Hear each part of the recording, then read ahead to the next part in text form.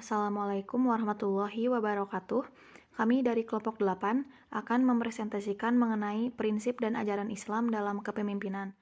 Pengertian kepemimpinan. Stephen Robbins mendefinisikan kepemimpinan sebagai kemampuan untuk memengaruhi suatu kelompok guna mencapai serangkaian tujuan.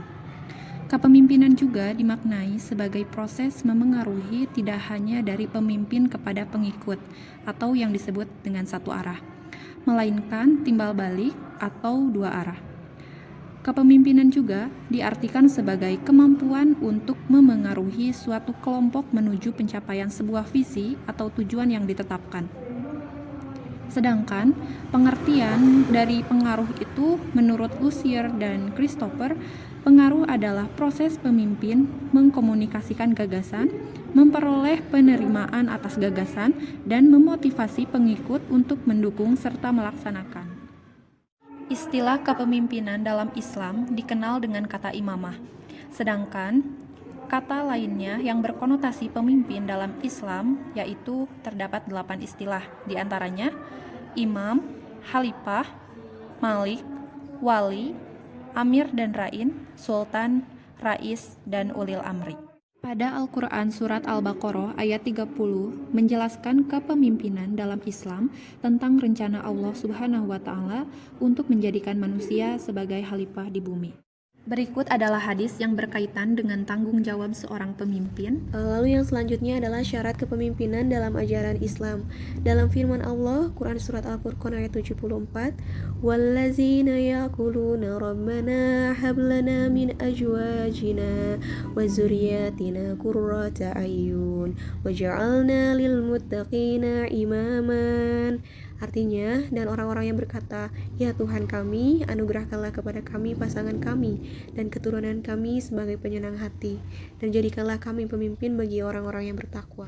Menurut Rifai dan Arifin, seseorang pemimpin yang islami itu harus memenuhi 4 persyaratan, yaitu asyidik, artinya kebenaran dan kesungguhan dalam bersikap, al-amanah, artinya kepercayaan, al-fatonah, artinya kecerdasan, serta at-tabligh, artinya adalah penyampaian yang jujur dan bertanggung jawab.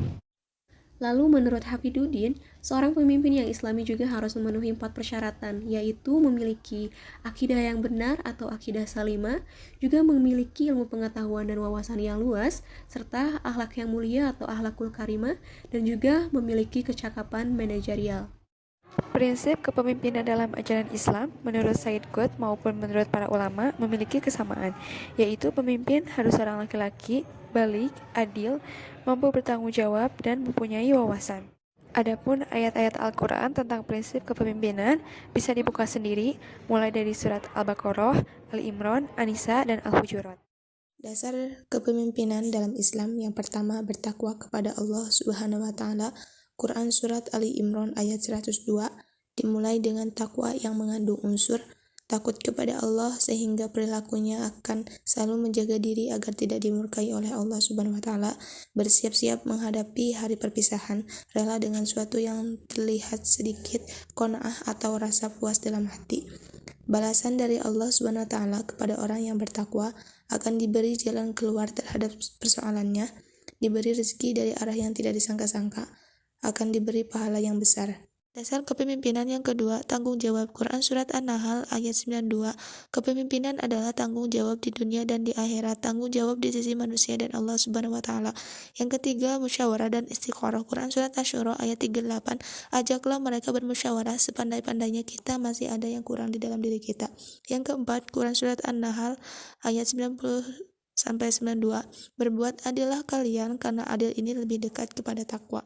Yang kelima, tidak membebani orang lain di luar kemampuannya. Quran Surat Al-Baqarah ayat 287. Yang keenam, siapa yang menyulitkan orang lain akan disulitkan oleh Allah di hari akhirat atau amanah. Quran Surat An-Nisa ayat 58. Yang ketujuh, suri tauladan. Quran Surat Al-Ahzab ayat 21. Sesungguhnya pada diri Rasul ada suri tauladan yang baik, bawahan akan mengikuti apa yang dilakukan atasan. Yang kedelapan, saling menasehati. Quran Surat Al-Hujurat ayat 10. Orang yang terbaik adalah orang yang selalu menasehati dalam kebaikan dan takwa. Yang kesembilan, memberikan hadiah. Saling menghadiahilah kalian, niscaya kalian akan saling mencintai. Hadis riwayat Al-Bukhari dalam Al-Adabul Mufrad. Mari kita lanjutkan ke pembahasan tentang karakteristik pemimpin dalam ajaran Islam. Nah, karakter seorang pemimpin akan memengaruhi kinerjanya selama menjalankan kepemimpinan dan juga program atau kegiatan yang dihasilkan. Maka dari itu, agar menjadi pemimpin yang bisa menuntun anggotanya ke jalan yang benar, haruslah memiliki karakter yang baik sebagaimana layaknya seorang pemimpin. Nah, di sini saya akan paparkan dua pengetahuan tentang karakteristik seorang pemimpin, baik dari ilmu pengetahuan maupun dari segi keislaman. Nah, dari para pakar dalam ilmu pengetahuan, yang pertama itu menurut Ki Hajar Dewantara. Nah, berikut ada sifat-sifat yang harus dimiliki oleh seorang pemimpin menurut Ki Hajar Dewantara. Yang pertama ada tetap, antep, dan mantep. Nah, tetap itu artinya memiliki ketetapan pikiran. Antep artinya berilmu, sedangkan mantep artinya yakin dan sungguh-sungguh. Yang kemudian ada ngandel, kandel, dan bandel. Ngandel artinya percaya atau memiliki keimanan. Nah, kendel artinya berani, dan kandel artinya kuat. Nah, serta bandel artinya tawakal. Dan yang terakhir ada neng, ning, nung, dan nang. Neng artinya diam atau memiliki niat yang baik. Ning artinya ikhlas, nung artinya kuat atau ulet, dan yang terakhir ada nang artinya optimis. Kita kaitkan karakteristik pemimpin dalam agama Islam. Nah, salah satunya kita ambil contoh dari sifat-sifat Nabi Muhammad SAW selama beliau menjadi seorang nabi. Nah, seperti yang kita tahu, beliau memiliki 4 karakter atau 4 sifat. Yang pertama itu ada sidik, yang artinya jujur, yang mana seorang pemimpin tentu harus memiliki kejujuran yang tinggi. Lalu yang kedua ada amanah. Nah, tentulah ketika seorang pemimpin diberikan amanah, beliau harus bisa menjalankannya dengan baik dan maksimal. Kemudian yang ketiga itu adalah tablik. Tablik adalah menyampaikan. Nah, sebagai seorang pemimpin tentu kita harus bisa menyampaikan suatu hal yang baik dan benar sesuai dengan apa yang kita ketahui. Dan terakhir itu ada fatonah. Nah, fatonah ini artinya cerdas. Nah, tentu seorang pemimpin harus cerdas gitu dalam mencari peluang, dalam perihal program kerja ataupun lain sebagainya. Nah, yang pada intinya pemimpin harus cerdas dalam mengelola organisasi tersebut atau sebuah kelompok. Selanjutnya yaitu ada tugas dan etika seorang pemimpin menurut ajaran Islam. Yang pertama, seorang pemimpin tidak hanya sekedar menghimbau agar kaum muslimin menjalankan perintah agamanya, tetapi juga sekaligus menegakkannya. Firman Allah yang berkaitan dengan hal tersebut yaitu terdapat dalam Quran Surat Al-Anbiya ayat 73. Yang kedua, kemestian pemimpin untuk berlaku adil, dan dengan itu kemuliaannya tidak hanya dihormati manusia dalam kehidupan dunia, tetapi juga dihormati Allah dalam kehidupan akhirat. Ketiga, kemestian pemimpin berfungsi sebagai perisai, tidak hanya berfungsi sebagai alat untuk menyerang, tetapi juga berfungsi sebagai alat untuk melindungi. Hadis riwayat Muslim, nomor hadis 4878, bab fi al-imam. Yang keempat, mengatur urusan dunia.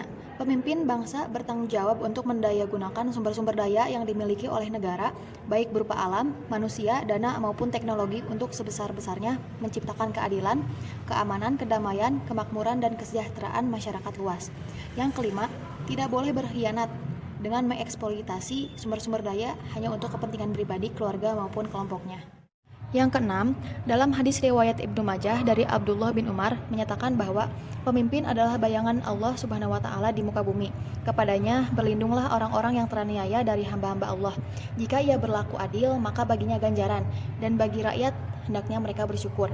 Sebaliknya, apabila ia curang atau zalim, maka niscaya dosalah bagiannya dan rakyat hendaknya bersabar.